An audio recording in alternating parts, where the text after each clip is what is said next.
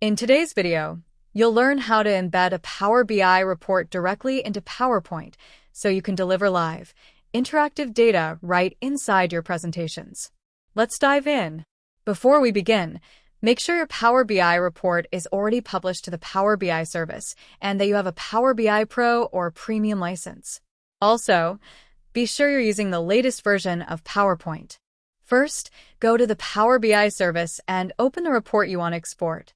Here, I've opened the Healthcare Dashboard report. Once the report loads, click Export in the top left corner and choose PowerPoint. A new window will pop up. Here, select Embed Live Data and click Open in PowerPoint. Power BI will now generate a PowerPoint presentation with respective report including filters and slicer selections you've applied.